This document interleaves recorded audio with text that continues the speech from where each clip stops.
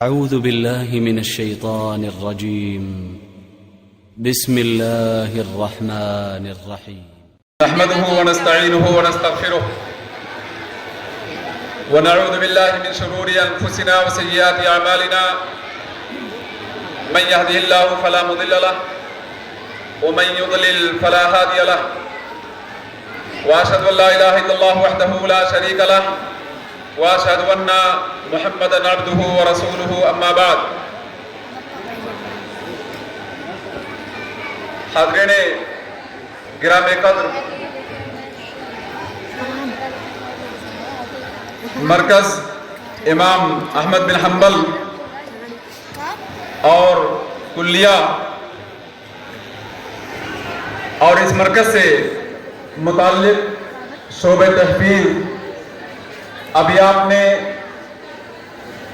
ان تمام تعلیمی مراحل کے بارے میں بانی مرکز فضیلت الشیخ نور الدین مدنی حفظہ اللہ و طب اللہ کی زبانی سماعت کیا. آج کا یہ اجلاس انتہائی معتبر اس معنی کر کے ہے کہ آج کے اس اجلاس میں مرکزی جمعیت اہل حدیث کے صدر باوقار فضیلت الشیخ اصغر علی امام مہدی حفظہ اللہ و رعاہ تشریف فرما ہے.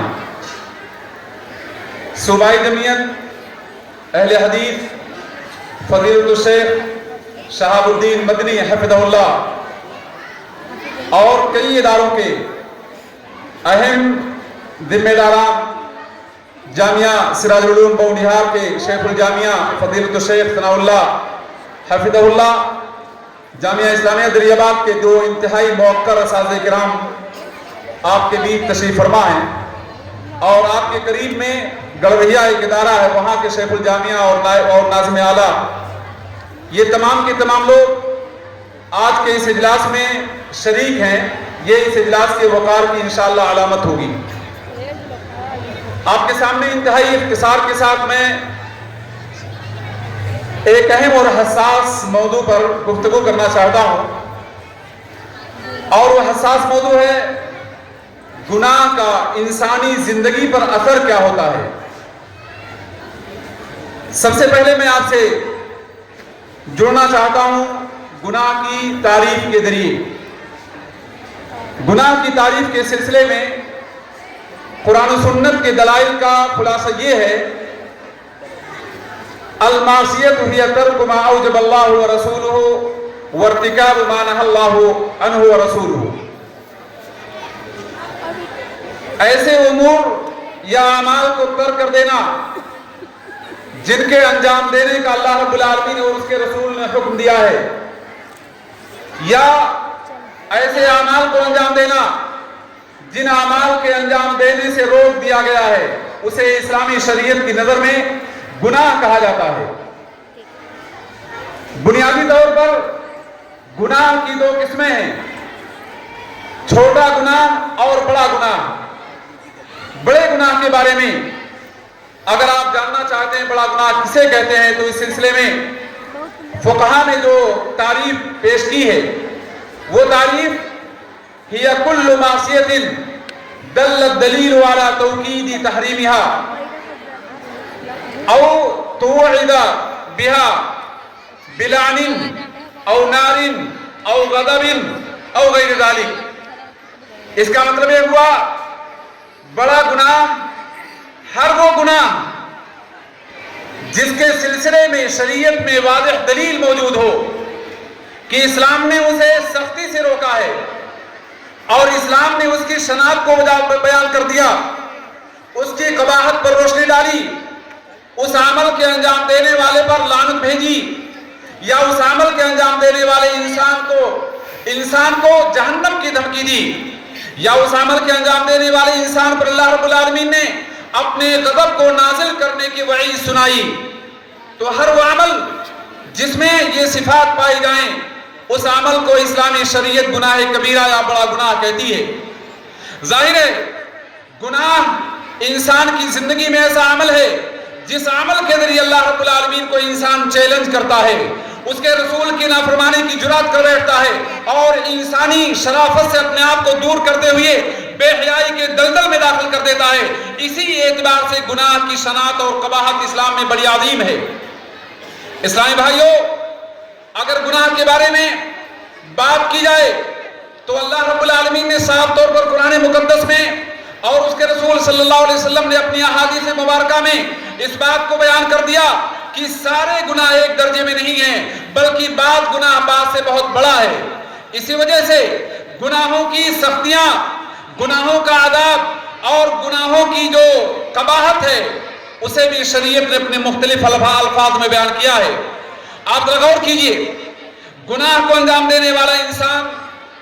ذاتی طور پر اس پر اثر کیا ہوتا ہے، اس کا نقصان کیا ہوتا ہے. اگر اس سلسلے میں آپ دلائل کا جائزہ لیں تو میں آپ کے سامنے ابن عباس رضی اللہ عنہ کا قول پیش کرنا چاہتا ہوں، جس میں انہوں نے صاف طور پہ کہا تھا ان للسیئات سوادا علی الوجہ. یقینی طور پر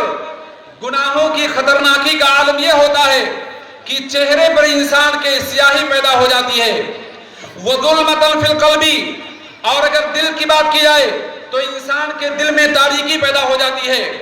اور ابن عباس کہتے ہیں وَوَهْنًا فِي الْبَدَنِ، انسان کے جسم میں کمزوری پیدا ہو جاتی ہے.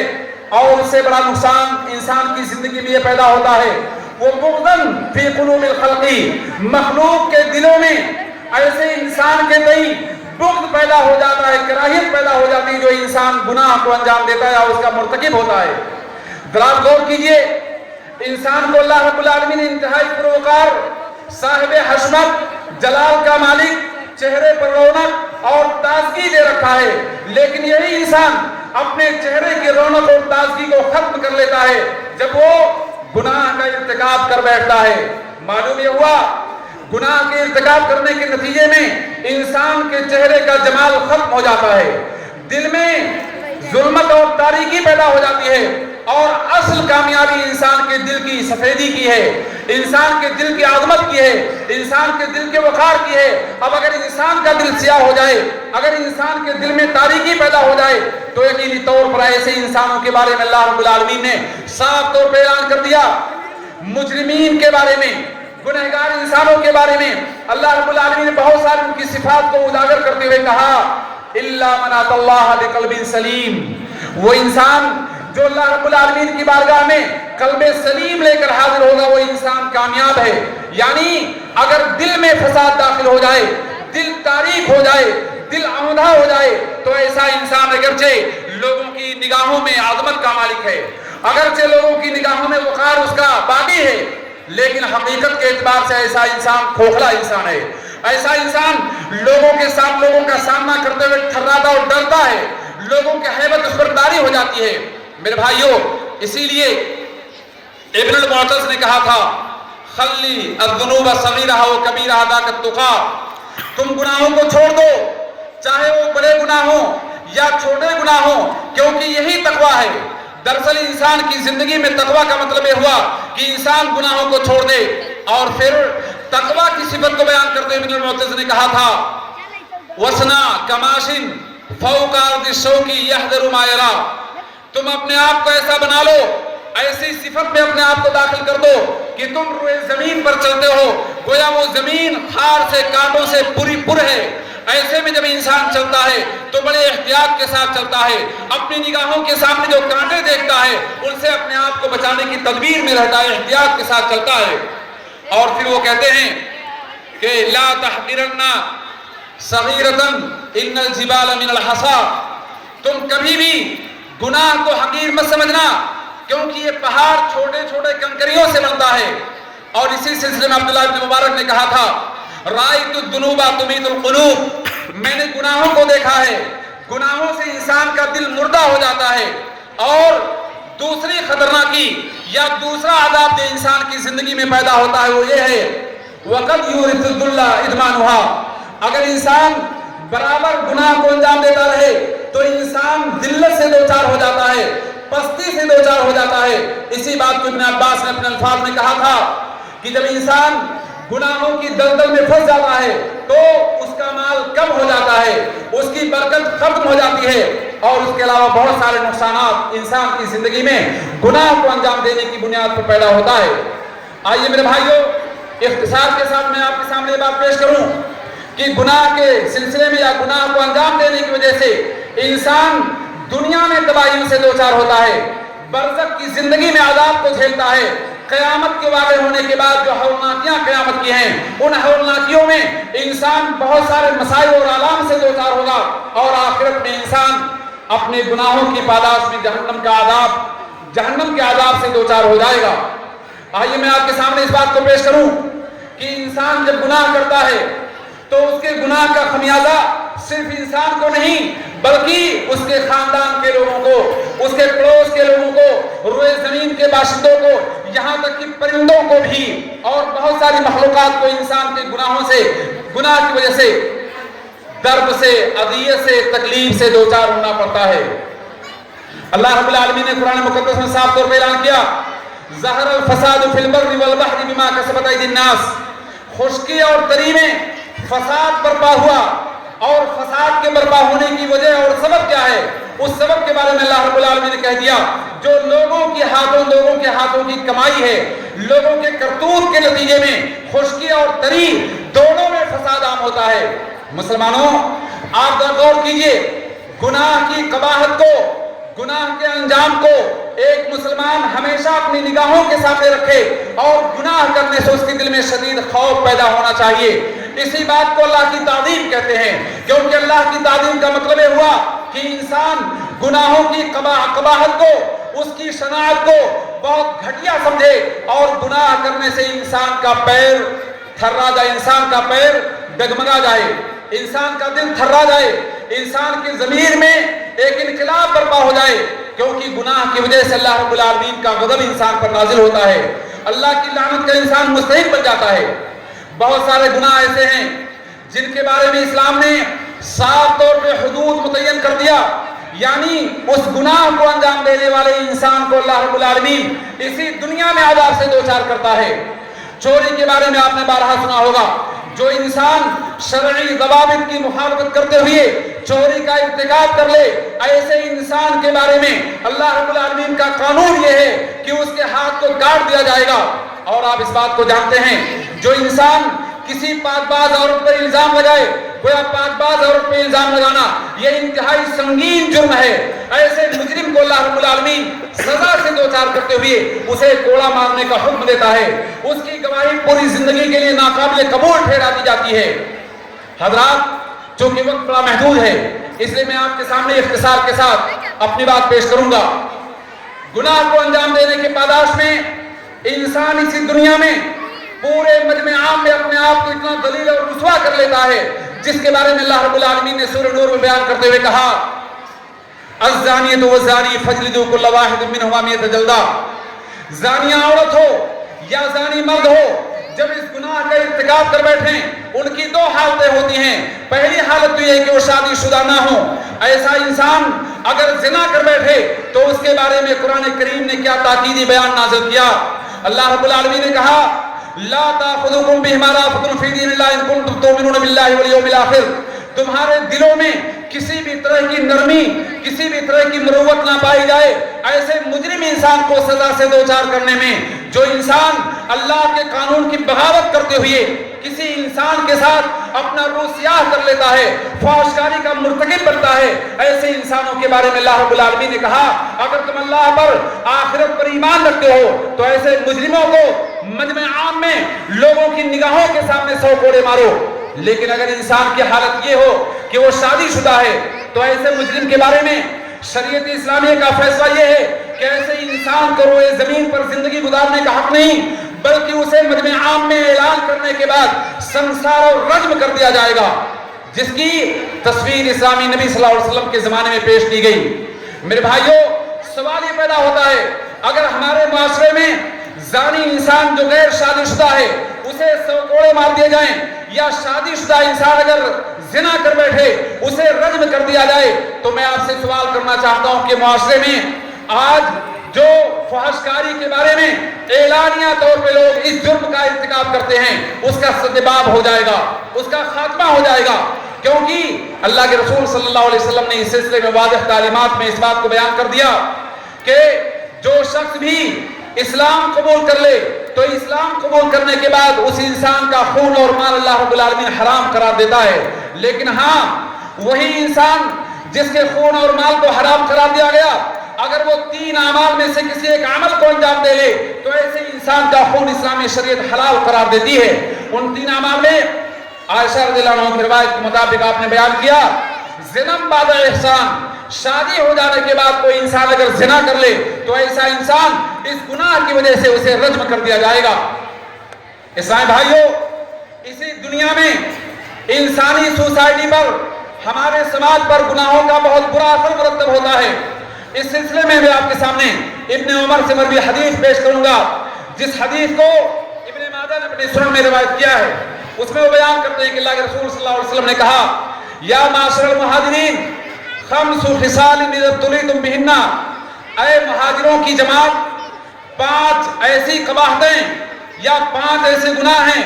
جب تم ان میں مبتلا ہو جاؤ گے تو یاد رکھو ہر گناہ کے بدلے یا اس کی پاداش میں اللہ رب العالمین کا عذاب تمہارا مقدر بنے گا، تمہارا تعاقب کرے گا. پہلی بات کو پیش کرتے ہوئے آپ نے کہا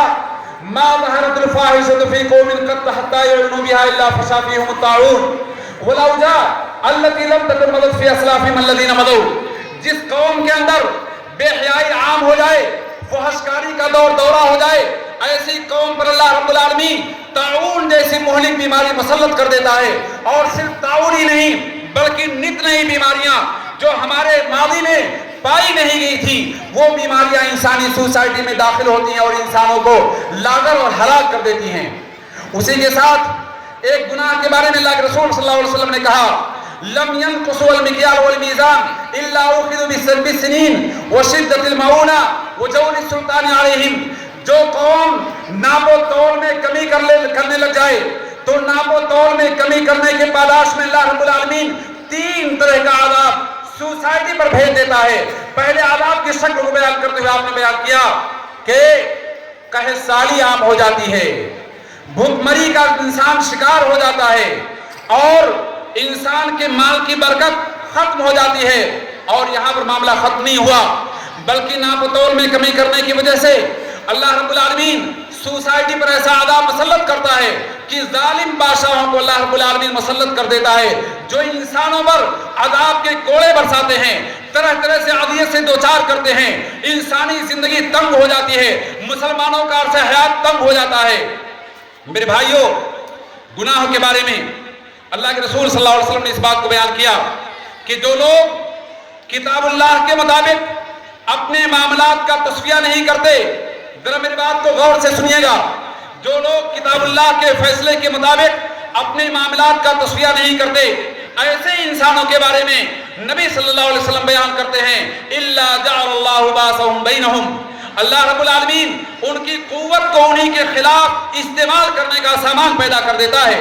ہم نے اپنے نزاعی مسائل میں، اختلافی مسائل میں کتاب و سنت کو حکم اور فیصل ماننے سے انکار کر دیا اور اپنی مرضی کے مطابق معاملات کا تصفیہ کرنے کی کوشش کی جس کے نتیجے میں اختلافات کی خلیج اور پیدا ہوتی گئی. مسلمانوں، ہمارے اور آپ کے غور کرنے کا مقام ہے. ابھی آپ نے، میرا وقت شاید 3 منٹ اور ہے، ابھی آپ نے دیکھا 22 تاریخ کے حوالے سے مسلمانوں کی زندگی میں پڑھے لکھے لوگ علماء کے لباس میں اور بظاہر وہ مسلمانوں کی نمائندگی کرنے والے تھے، لیکن کیا انہیں یہ بات نہیں معلوم کہ ایک مسلمان کے لیے سب سے بڑا گناہ یہ ہے کہ اسلامی مقدسات کی توہین کرنے کی کوشش کی جائے، غیر اسلامی مقدسات کی عظمت کی نگاہ سے دیکھا جائے. اگرچہ انسان کا ایمان، اس کا عقیدہ، اس کی نیت اس کے مطابق نہ ہو، لیکن اگر اسلامی مقدسات کی توہین کہیں سے لازم آئے یا غیر اسلامی شعائر کو مسلمان اپنی زندگی میں نہ اپنانے کی کوشش کرے تو ایسے تمام انسانوں کو سوچنا چاہیے کہ اسے اللہ رب العالمین نے کفر سے تعبیر کیا، اور کفر سے تعبیر کرنے کا مطلب یہ ہوا ایسے تمام انسانوں کے اعمال کے اکارت ہو جانے کا فیصلہ سنا دیا، اور ایسے انسانوں کے بارے میں اس بات کی دھمکی پیش کر دی کہ جو انسان بھی اسلامی مقدسات کی اہمیت کو کم کرے گا، غیر اسلامی شاعر کو اپنائے گا، ایسے تمام لوگ قرآن کے اعلان کے مطابق کفر کے مرتکب ہوتے ہیں۔ میرے نبی کے زمانے میں معاملہ یہ پیش آیا، کچھ لوگوں نے صحابہ کرام کے بارے میں، قرآن کے بارے میں مذاق کے طور پر، تفریح کے طور پر اپنی زبان سے کچھ باتوں کو ادا کر دیا تھا۔ ادھر ان مجرمین کی زبان سے بات نکلی، رب العالمین نے قرآن میں آیت کریمہ نازل کر دی، اعلان ہوا وَلَئِن سَأَلْتُمْ لَيَقُولُنَّ إِنَّمَا كُنَّا نَخُوضُ وَنَلْعَبُ قُلْ أَبِاللَّهِ وَآيَاتِهِ وَرَسُولِهِ كُنتُمْ تَسْتَهْزِئُونَ لَا تَعْتَذِرُوا قَدْ كَفَرْتُمْ بَعْدَ إِيمَانِكُمْ۔ اے نبی اگر تم ان سے سوال کرو یہ جرات تم نے کیسے کی، تو وہ زبردستہ طور پہ کہہ دیں گے ہم نے تفریح میں، کھلواڑ میں، مذاق میں اپنی زبان سے بات کہا تھا۔ تو اللہ نے کیا کہا، ان سے پوچھو کیا اللہ رب العالمین، اس کے رسول اور اللہ کی آیات ہی تمہارے تفریح کے لیے رہ گئی تھی؟ تم اپنا عذر مت پیش کرو، ایمان کے باوجود تم نے کفر کیا۔ اس آیت کریمہ سے پتہ چلا کہ اگر کوئی مسلمان اسلام پر باغی رہتے ہوئے غیر اسلامی شعار کو عظمت کی نگاہ سے دیکھ لے، یا مسلمانوں کے مسجدوں میں ایسے الفاظ کا ترانہ عام کرنے کی بات کرے، تو ایسے تمام لوگ اس آیت کریمہ کی روح سے ایمان کے دائرے سے نکل کر کفر کے دائرے میں داخل ہو جاتے ہیں۔ میں معذرت چاہوں گا 1.5 منٹ کے لیے، میں اپنی بہنوں کو پیغام دینا چاہتا ہوں کہ آج اسلام کے خلاف جو سازش ہے، ارتداد کا جو سلسلہ دراز ہے، اس کے نتیجے میں بہت ساری بچیاں جو کلیات اور نسواں میں تعلیم حاصل کرتی ہیں، ان کے بارے میں بھی یہ خبریں سننے کو کبھی کبھی مل جاتی ہیں کہ ہماری مسلم لڑکی یا ہماری مسلم بچی اور بہن غیر مسلموں سے شادی کرنے کے لیے اپنے آپ کو آمادہ کر دیتی ہے۔ یہ کتنا بھیانک اور کتنا قبیح عمل ہے۔ اس عمل کے بارے میں اگر آپ سورہ بقرہ اور سورہ ممتحنہ کے حوالے سے سوال کریں تو میں آپ کو اختصار کے ساتھ جواب دینا چاہتا ہوں۔ جو بہن یا جو بھائی غیر مسلموں سے شادی کرنے کی جرات کر لیتا ہے، ایسے لوگوں کو سننا چاہیے کہ قرآن کے اعلان کے مطابق نہ وہ ان کے لیے حلال اور نہ یہ ان کے لیے حلال ہیں۔ قرآن نے صاف طور پہ منع کر دیا، کسی مسلمان کے لیے جائز نہیں غیر مسلم سے شادی کرے۔ آج ہمارے معاشرے میں سانس لینے والا انسان، ہمارے معاشرے میں پرورش پانے والی بچی، تعلیم یافتہ بچیاں غیر مسلموں سے شادی کرنے کی جسارت اور جرات کر لیتی ہیں۔ انہیں یہ بات مد نظر رکھنا چاہیے کہ جو انسان بھی ایسی حرکت کرے گا، اس انسان نے گویا ایمان سے اپنا ہاتھ دھو لیا۔ میرے بھائیوں، چونکہ وقت ختم ہو چکا، میں انہی کلمات میں اپنی بات ختم کرتا ہوں۔ اللہ سے دعا ہے کہ اللہ رب العالمین مجھے اور آپ کو ان بہترین باتوں کے مطابق عمل کی توفیق دے۔ اقول قولی ھذا واستغفر اللہ لی ولکم۔ شکرا، جزاک اللہ۔